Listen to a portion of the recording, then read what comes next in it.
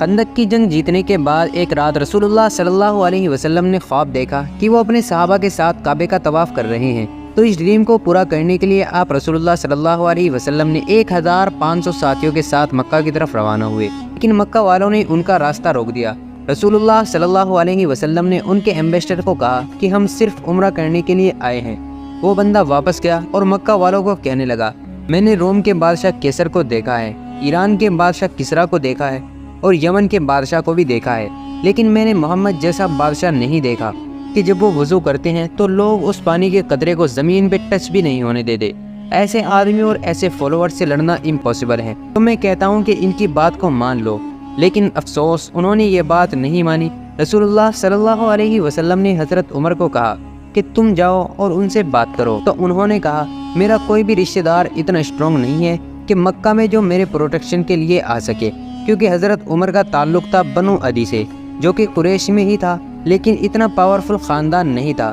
حضرت عمر نے کہا کہ آپ عثمان کو بھیجیں، کیونکہ عثمان کا تعلق بنو امیہ سے تھا، اور بنو امیہ قریش کا سب سے اسٹرانگ اور سب سے مالدار فیملی تھی، اور آگے جا کر اس فیملی نے آلموسٹ 100 سال تک مسلمانوں پر حکومت بھی کی ہے، اور آج تک کے مسلمانوں کی سب سے بڑی ایمپائر جو تھی وہ بھی یہی امیہ ایمپائر، اور آج تک مسلمانوں کا سب سے طاقتور بادشاہ، وہ بادشاہ جس نے سب سے زیادہ لینڈ پر حکومت کی، وہ بھی اسی خاندان سے تھا، جس کا نام تھا ولید بن عبد المالک۔ عثمان نیگوشیٹ کرنے مکہ گئے، لیکن اس میں ان کو کافی دن گزر گئے، جس کی وجہ سے مسلمانوں میں ایک افواہ پھیل گئی کہ حضرت عمر کو شہید کر دیا گیا ہے۔ اس زمانے میں ایمبیسڈر کو قتل کر دینا جنگ کا اعلان کرنے جیسا تھا۔ اس افواہ کی وجہ سے سارے صحابہ جمع ہوئے اور ایک درخت کے نیچے، جس کا نام تھا رضوان، رسول اللہ صلی اللہ علیہ وسلم کے ہاتھ پر بیعت لی اور کہا یا رسول اللہ ہم سب مر جائیں گے، لیکن عثمان کے خون کا بدلہ ضرور لیں گے۔ اور عثمان بالکل ٹھیک ٹھاک واپس آ گئے، لیکن اس سے مکہ والوں کو ایک سگنل مل گیا کہ اب یہ لوگ رکنے والے نہیں ہیں۔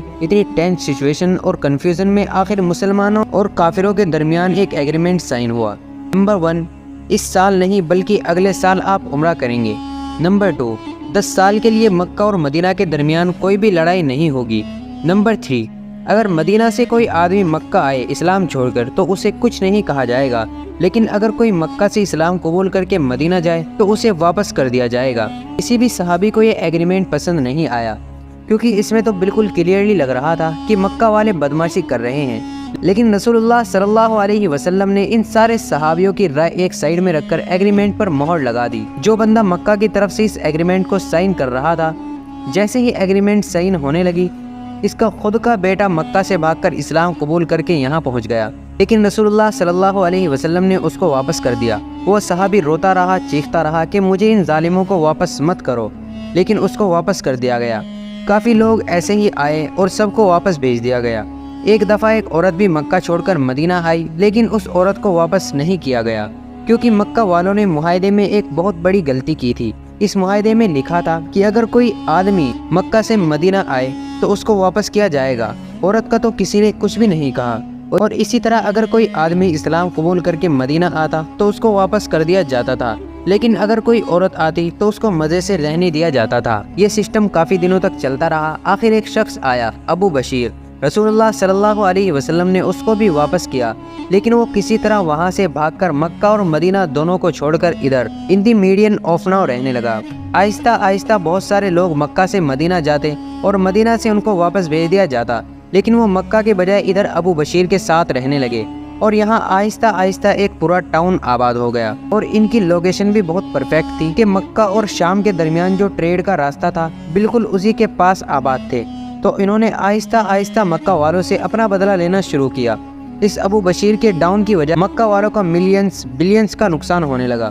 آخرکار مکہ والوں نے تنگ آ کر اس ایگریمنٹ کا 3rd پوائنٹ، جو انہوں نے خود بڑی خوشی اور پاورفل ہو کر ڈالا تھا، خود ہی کہا کہ بس اب اس کو ختم کرو، اور کہا کہ آج سے اگر کوئی مکہ سے مدینہ جائے تو اس کو پلیز بہت ہی اچھی طریقے سے رکھو، اور آہستہ آہستہ ایگریمنٹ ان کے گلے میں پھنسنے لگا۔ معاہدے کا دوسرا پوائنٹ تھا کہ 10 سال تک کوئی بھی لڑائی نہیں ہوگی۔ رسول اللہ صلی اللہ علیہ وسلم نے اس کا فل فائدہ اٹھاتے ہوئے عرب کے باہر جو دنیا کے باقی ایمپائر سپر پاور تھے ان کو اسلام کی دعوت دینا شروع کی۔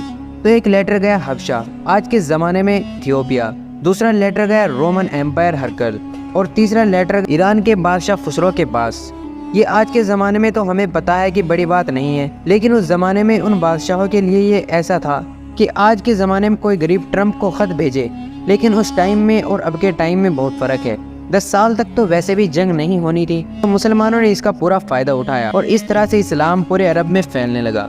ویڈیو پسند آئے تو ویڈیو کو لائک کریں۔ ایسے ہی ویڈیو دیکھنے کے لیے ہمارے چینل کو سبسکرائب کر کے بیل آئیکن کو آل پر سلیکٹ کر لیں، تاکہ ایسے ویڈیو آپ کے پاس سب سے پہلے پہنچ سکے۔